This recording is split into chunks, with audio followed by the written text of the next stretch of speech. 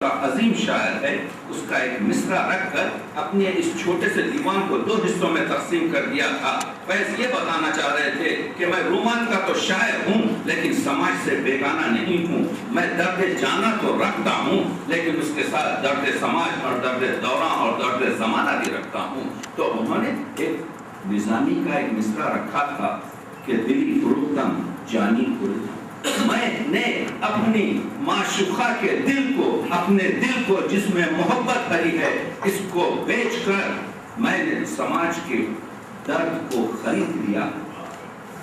آپ دیکھ رہے ہیں ان کی ایک چھوٹی سی نظم ہے، وہ کیا ہے کہ شاعر لوہار کی دکان کے سامنے سے گزر رہا ہے اور وہ دیکھ رہا ہے کہ وہاں پر زنجیر بنائی جا رہی ہے۔ شاعر کا تخیل، شاعر کا خیال، شاعر کی فکر یہ ہے یہ جو زنجیر بن رہی ہے اس سے کسی کو حراست میں لیا جائے گا، کسی کے جسم کی جس کی زبان کو پابندی لگائی جائے گی، اس کو زندان میں اور جیل میں بند کیا جائے گا۔ تو فیض نے ایک نظم لکھی، بول کہ لب آزاد ہیں تیرے، بول زبان اب تک تیری، تیرا ستما جسم ہے تیرا، بول یہ جان اب تک تیری ہے۔ دیکھ کہ آہن گر کی دکان پر سرخ آہن تیز ہیں شولے، کھلنے لگے قفلوں کے دہانے، پھیلا ہر ایک زنجیر کا دامن، بول بول کہ جان اب تک تیری ہے، بول کہ سچ زندہ ہے اب تک، بول جو کچھ کہنا ہے کہہ۔ ایک انداز یہ ہے غالب، یہ ہے اس کی شعریت کہ پوری چیزیں اس میں بیان کر رہا ہے، تشبیہات میں بیان کر رہا ہے۔ فیض کا کمال یہ ہے کہ گفتگو پوری کرتے ہیں تو تشبیہات میں اور آپ سمجھ جاتے ہیں کہ فیض کا مطلب کیا ہے۔ فیض نے جیل کی اذیتیں اٹھائیں، لاہور کی جیل میں میں صفحوں سے نہیں بلکہ دماغ کے صفحات سے پڑھ رہا ہوں کیونکہ ماحول ایسا نہیں ہے۔ میں بہت سے ایکسٹینشن لیکچر دیتا ہوں دنیا کی مختلف یونیورسٹیوں میں، تو میں پورے حوالوں کے ساتھ، لیکن ہر لفظ جو آپ کی خدمت میں پیش کر رہا ہوں وہ مستند ہے، سند رکھتا ہے، حوالہ رکھتا ہے۔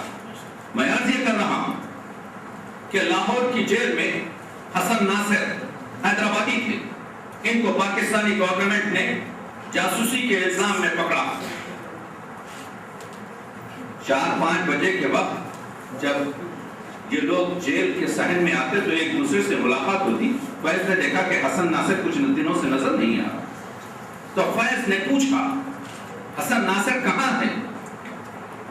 کہا آپ کو معلوم نہیں، حسن ناصر کو قتل کر دیا گیا ہے اور اس کے خاندان کی بغیر اجازت اس کو لاہور میں دفن کر دیا گیا۔ اس رات فیض نے ایک نظم لکھی، اس کا نام ہے زندان کی شام۔ یہ نظم کیوں میں آپ کو سنا رہا ہوں؟ اس میں آپ کے ذہن میں آپ پکچر ہے اس وقت کہ ایک شخص کو بے گناہ قتل کیا گیا ہے، تو فیض کہتے ہیں شام کے پیچ و خم ستاروں سے زینہ زینہ اتر رہی ہے رات، یوں صبا پاس سے گزرتی ہے جیسے کہتی کسی نے پیار کی بات، صحن زندہ کے بے وطن اشجار سرنگو محو ہے بنانے میں دامن آسماں پہ نقش و نگار۔ اس کو کہتے ہیں منظر کشی، یعنی جو زندان کے صحن میں جو درخت لگائے گئے ہیں وہ بھومی نہیں ہیں، وہ اس زمانے کے نہیں، اس زمین کے نہیں ہیں، بلکہ ان کو دوسرے جگہوں سے لا کر لگایا گیا ہے۔ صحن زندان کے بے وطن اشجار سرنگو محو ہیں، ہوا جب چل رہی ہے تو یہ جھاڑ جھکے ہوئے ہیں، اور جب ہوا چل رہی ہے تو وہ دیکھ رہے ہیں کہ آسمان پر جو ابر کے ٹکڑے ہیں ہوا ان کو بھی بھگا رہی ہے، تو ایسا محسوس ہو رہا ہے کہ یہ درخت سر جھکائے ہوئے نقاشوں کی طرح سے آسمان پر نقش و نگار کر رہے ہیں۔ یہ امیج، یہ ہے منظر کشی، یہ ہے شعریت۔ صحن زندہ کے بے وطن اشجار سر نگو محو ہے بنانے میں دامن آسماں پہ نقش و نگار، شانہ بام پر دمکتا ہے مہربان چاندنی کا دست جمیل، خاک میں کھل گئی ہے آب نجوم، نور میں کھل گیا ہے عرش کا نیل، سبز گوشوں میں سائے لہلہاتے ہیں اس طرح جیسے یاد موجے فراق یاد آئے۔ یہ سب شاعر کہہ سکتے ہیں۔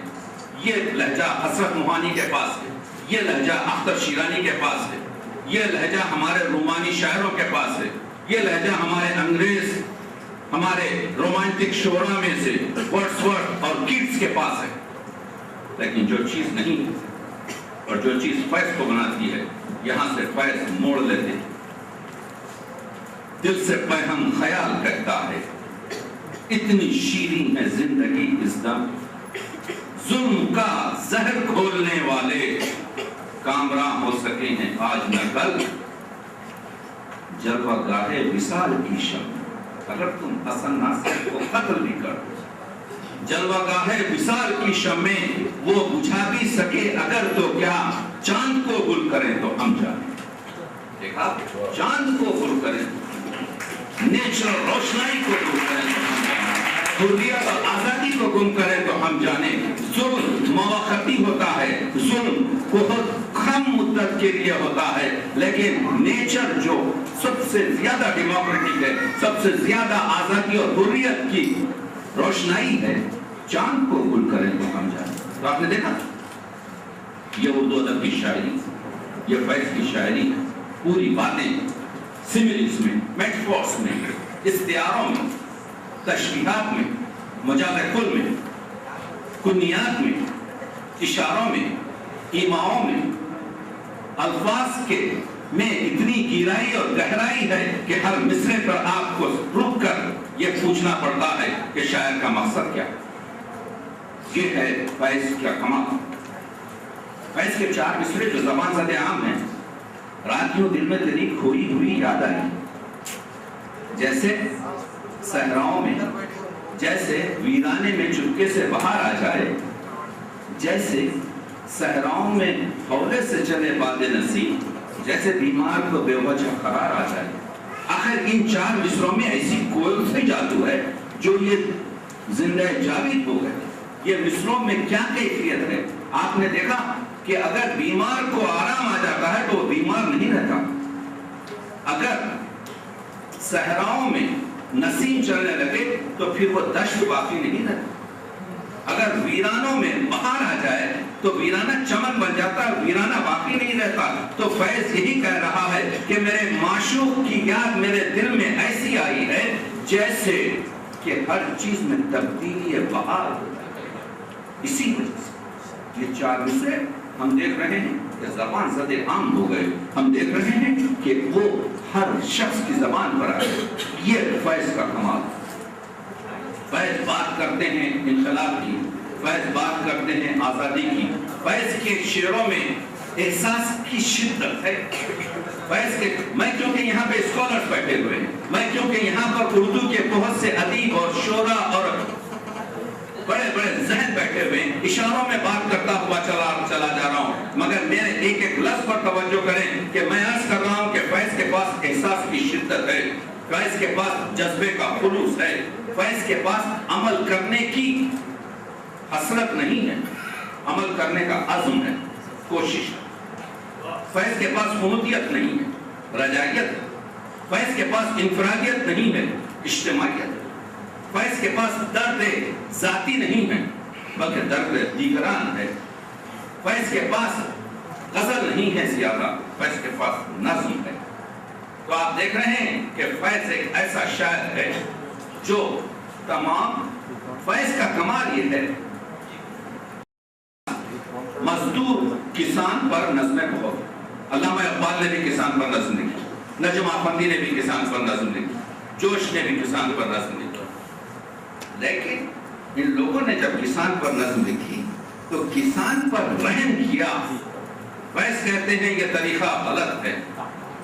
فیض کی جو ایک بڑی عمدہ لامبی نظم ہے جس کو میں منشور کہتا ہوں، آج کے نام اور آج کے غم کے نام، اس میں اس نے پہلے یہ بتایا ہے کہ کسان کا اسٹینڈرڈ کیا ہے۔ کہتے ہیں بادشاہ جہاں، آج کے نام اور آج کے غم کے نام، اس میں جب اس حصے پر آتے ہیں جہاں پر تعارف کسان ہے تو کہتے ہیں بادشاہ جہاں، والی ماں سوا، نائب اللہ فی الارض دیکھا کے نام۔ کسان کون ہے؟ نائب اللہ، نائب اللہ فی الارض، زمین پر اللہ کا نائب ہے، والی ماں سوا ہے، اللہ کے پاس سب کا یہ سرپرست ہے، بادشاہ جہاں ہے تو کہتے ہیں بادشاہ جہاں، والی ماں سوا، نائب اللہ فی الارض دیکھا کے نام۔ جب اس کا اسٹینڈرڈ، جب اس کی پوزیشن، جب اس کے مقام کو بتا دیا تو کہتے ہیں اس کے اب یہاں پر جو ظلم اس پر ہوئے کہ اس کے ٹھوروں کو ظالم پکا لے گئے، اس کی بیٹی کو ڈاکو اٹھا لے گئے، ہاتھ بھر کھیت سے ایک انگشت پٹوار نے کاٹ لی، دوسری مالیے کے بہانے سے سرکار نے کاٹ لی، جس کی پگ زور والوں کے پاؤں تلے دھجیاں ہو گئی۔ دیکھا یہ طرز ہے، یہ فیض کا انداز ہے۔ میں مثالوں سے اس وجہ سے واضح کر رہا ہوں کہ یہ بتانے کے لیے کہ فیض شاعری کے کس طریقے پر ہیں۔ فیض نے کہہ دیا تھا کہ فیض مطمئن تھے کہ حریت، آزادی کا ایک دور آنے والا ہے، بلا سے ہم نے نہ دیکھا تو اور دیکھیں گے، اگر منی نہیں دیکھ سکا، میں مر گیا، کوئی بات نہیں، بلا سے ہم نے نہ دیکھا تو اور دیکھیں گے، فروغ گلشن و صوت ہزار کا موسم۔ یہ لہجہ اردو ادب کا تازہ اور لہجہ ایسا لہجہ جس کی طرف سے لوگ مایوس نہیں۔ تو آپ نے دیکھا متائے لو پہ کھانا چھن گئی تو کیا غم ہے کہ خون دل میں ڈبو لی ہیں انگلیاں میں نے، زباں پہ مہر لگی ہے تو کیا کہ رکھ دی گئے ہر ایک حلقہ زنجیر میں زباں پہ۔ دیکھا ہے جو شخص ہر حلقے میں زنجیر رکھ متائے لو پہ قلم چھن گئی تو کیا۔ تو یہ انداز اگرچہ کہ دھیما ہے لیکن پائیداری کا ہے۔ اعتراض یہ کیا گیا کہ فیض کے لہجے میں وہ تندی، وہ تیزی، وہ مسئلے نہیں جو ہمارے دوسرے ترقی پسند شعراء مثل سردار جعفری یا کیفی اعظمی یا قاسمی یا دوسرے شعراء کے پاس ہیں۔ لیکن فیض نے یہی کہا کہ فیض گلشن میں وہی طرز بیان ٹھہری ہے۔ ہم نے جو طرز فغاں کی تھی چمن میں آزاد، ہم نے جو فرد فغاں کی تھی چمن میں آغاز، فیض گلشن میں وہی طرز بیان ٹھہری ہے۔ تو فیض نے جو طرز بیان کا طریقہ اختیار کیا ہے وہ نرم ہے، وہ بڑا پختہ ہے، جس کی وجہ سے اور اس میں وہ پوری آپ کے تشبیہاتی کیفیت ہے۔ اس وجہ سے فیض کی جو شاعری ہے وہ توانائی رکھتی ہے۔ فیض یہ آپ مت سمجھیے کہ عرض یہ کر رہا تھا کہ فیض کے لہجے میں لوگوں کو یہ نہیں معلوم کہ فیض نے نعت بھی کہی۔ فیض کا اگر نسخہ ہے وفا آپ دیکھیں آخری صفحے پر تو فارسی کی 5 شعر کی نعت۔ لوگوں نے پوچھا فیض تم اور نعت، تو فیض نے کہا تو اس میں خواجہ بتا بندے تشویش ملک و ماں برخا،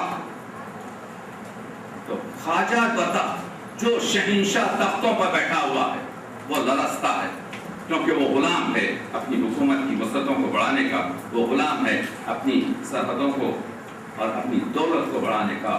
لیکن جو گدا ہے پیغمبر آپ کے خاک نشین گدا ہے، اس سے یہ لوگ خوف زدہ ہوتے ہیں، اس وجہ سے کہ یہ آپ کی حیثیت ہے، یہ آپ سے جو منصوبیت ہے، یہ آپ سے جو رشتہ ہے، اس کی چیز آپ کے جو ہے دوسری ہوتی ہے۔ بس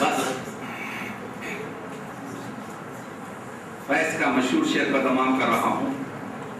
مقام فیض کوئی راہ میں جچا ہی نہیں، جو کوئے یار سے نکلے تو سوئے دار چلے. یہ شعر مقام فیض کوئی راہ میں جچا ہی نہیں، جو کوئے یار سے نکلے تو سوئے دار چلے. یہ شعر اس وقت تک مکمل نہیں ہوگا جب آپ فیض کے دوسرے شعر سے ملائیں. فیض تھی راہ سر بسر منزل، ہم جہاں پہنچے کامیاب آئے. تو جس شخص کا ہر قدم منزل ہوتا ہے اسے منزل کی تلاش نہیں ہوتی، بلکہ اس کی